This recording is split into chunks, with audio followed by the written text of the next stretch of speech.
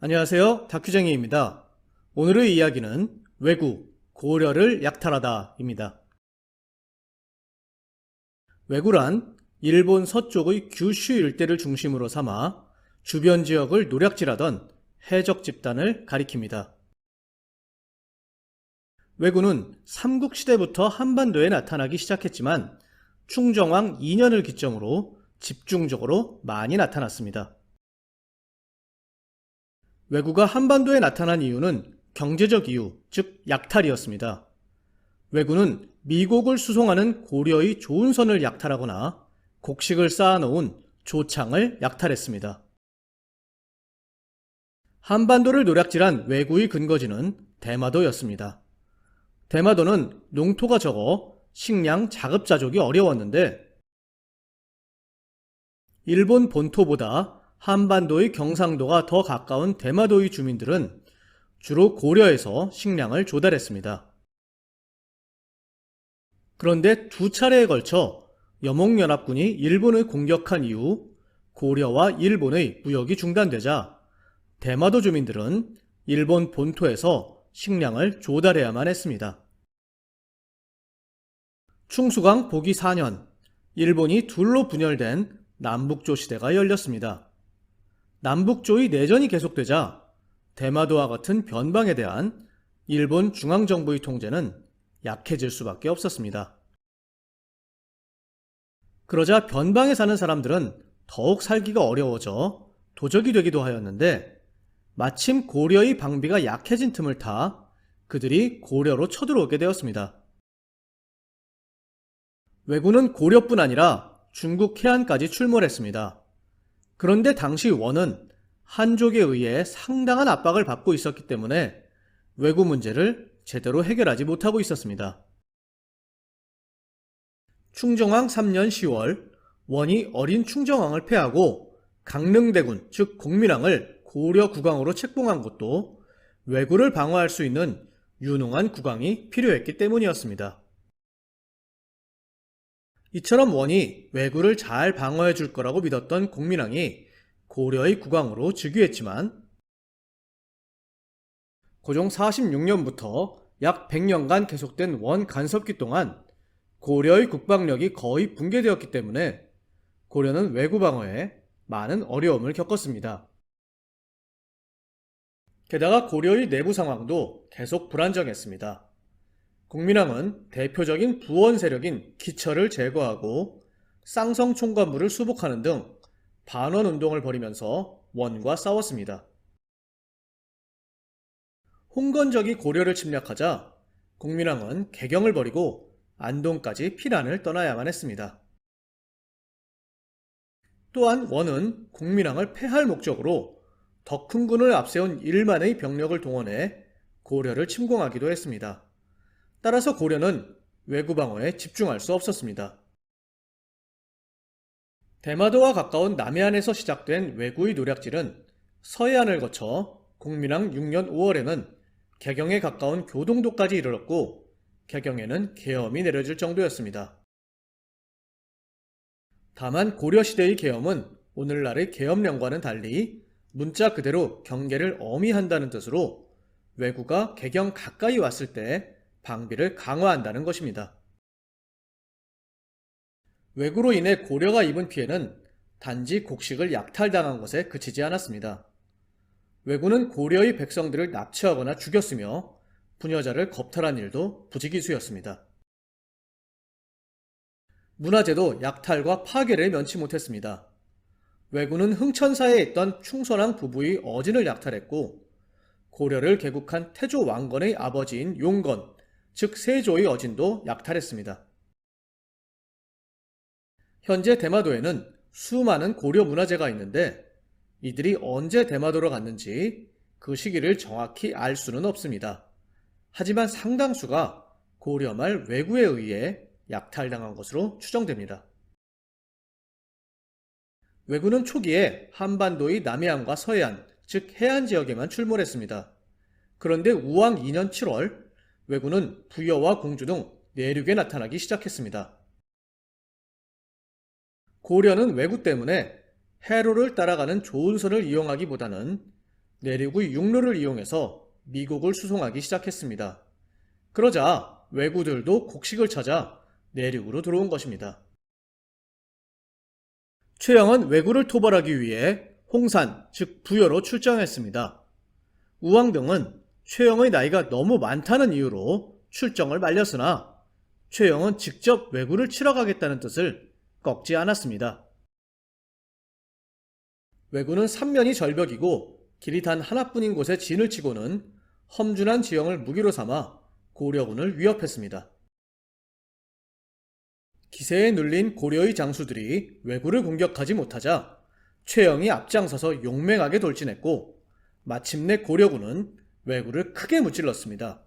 이 전투를 홍산대첩이라 합니다. 고려 조정은 섬에 사는 주민들을 육지로 이주시켜 섬을 비웠고 연해안의 성을 수리하며 수군을 강화하는 등 방어 대책을 서둘렀습니다. 그래도 왜구의 약탈이 계속되자 조정에서는 바닷가에 인접한 개경을 벌이고 내륙의 철원으로 천도하자는 주장이 제기되기도 하였습니다. 우왕 3년 5월 우왕은 철원으로 천도하려 했지만 이는 최영의 반대로 중단되고 말았습니다. 고려는 왜구 문제의 외교적 해결을 시도했습니다. 우왕 3년 9월 고려 조정은 정몽주를 일본의 사신으로 파견해 왜구를 단속해달라고 요구했습니다.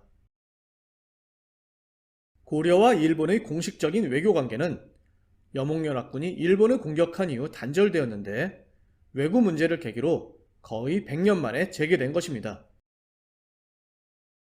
당시 남북조 간의 내전이 벌어지고 있던 일본까지 바다를 건너 사신으로 간다는 것은 대단히 위험한 일이었습니다. 그런데도 이인임과의 갈등으로 인해 유배 중이던 정몽주는 일본의 사신으로 가라는 명을 받자 어려운 기색을 보이지 않고 일본으로 갔다고 합니다. 정몽주가 일본의 사신으로 간 다음 해에 일본군이 고려에 와서 왜구와 싸운 적이 있습니다. 일본 정부는 이를 통해 자신들이 왜구와 다르다는 사실을 고려에 확인시켜 주려 했습니다. 하지만 일본의 내전이 종식되지 않은 상황 속에서 왜구는 계속 기승을 부렸고 고려의 피해도 계속되고 있었습니다. 결국 고려는 군사력을 강화해서 왜구를 격퇴할 수밖에 없었습니다. 우왕 6년 8월 왜구가 500척의 대선단을 이끌고 진포, 즉 군산으로 쳐들어왔습니다. 해안가에 배를 정박한 왜구는 마을에 불을 지르고 약탈을 자행했습니다. 이때 나세, 심덕부, 최무선 등이 이끄는 고려수군이 진포로 출격해 화포를 이용해 왜구를 총공격했습니다. 왜구는 뜻밖의 화포 공격에 속수무책이었고 고려는 대승을 거두었습니다. 이 전투를 진포대첩이라 합니다. 백병전에 능한 왜구는 고려군과 맞붙어 칼로 싸우면서 치고 빠지는 게릴라 전술을 많이 썼습니다. 따라서 고려군은 왜구가 가까이 다가오기 전에 물리쳐야만 했습니다. 즉, 먼 거리에서 싸움을 끝내야 했고 그러기 위해서는 화약무기가 필수적이었습니다. 고려는 명예에 왜구 격퇴를 위해 필요한 화약을 나누어 달라고 요청했지만 거절당했습니다. 진포대첩에서 사용된 화약은 최무선의 건의에 따라 설치된 화통도감에서 만든 것입니다. 최무선은 같은 마을에 살던 원의 기술자로부터 화약 제조 방법을 알게 되었고 화통도감이 설치되자 본격적으로 화약 제조에 나섰습니다. 진포에서 도망간 왜구는 옥천과 영동을 거쳐 다른 왜구들과 합류했습니다. 규모가 더욱 커진 왜구는 한반도의 내륙을 휩쓸며 남원의 황산부근으로 진격했습니다. 우왕 6년 9월 이성계가 이끄는 고려군은 황산에서 왜구를 맞이했습니다. 이때 왜구의 우두머리는 당시 15, 16세에 불과했던 아지발도였습니다. 그는 얼굴까지 견고한 갑옷으로 둘러서 고려군이 화살을 쏠 만한 틈이 없었습니다. 이성계는 시위를 당겨 화살로 아지발도의 투구 끈을 맞췄습니다. 투구가 떨어지자 이질환이 그 틈을 노려 명중시켜 아지발도를 죽였습니다. 아지발도가 죽자 왜구의 기세가 꺾였고 이성계가 이끈 고려군은 왜구의 대승을 거두었습니다. 이 전투를 황산대첩이라 합니다. 한반도에서 기승을 부리던 왜구를 어느 정도 격퇴하자 고려조정은 왜구의 근거지를 정벌하기로 했습니다. 창왕 원년 2월 박위는 병선 100척으로 대마도를 공격하여 외선 300척과 막사를 거의 다 불살라 없애버렸으며 포로로 잡힌 백성 100여 명을 찾아 돌아왔습니다. 왜구는 고려뿐 아니라 동아시아 전체에 걸친 문제였으며 특히 원의 흥망에도 큰 영향을 미쳤습니다. 원의 쇠퇴기에 왜구가 출현하자 원은 왜구와 명 양쪽의 군사력을 소모해야 했고 결국 우왕 14년 원은 멸망했습니다. 고려군이 대마도를 정벌하고 나서 3년 뒤인 공양왕 4년 무로마치 막부의 3대 쇼군 아시카가 요시미스에 의해 일본의 남북조가 통일되었습니다. 일본 정치가 안정되면서 일본 정부가 자국민들의 해적활동, 즉 왜구활동을 금합하자 왜구가 됐던 사람들이 백성으로 되돌아가면서 왜구의 출몰은 더욱 줄어들었습니다. 한편 같은 해 한반도에서는 황산대첩의 승리를 이끌었던 이성계에 의해 고려와 조선의 왕조 교체가 일어나게 됩니다. 오늘의 이야기는 여기까지입니다. 감사합니다.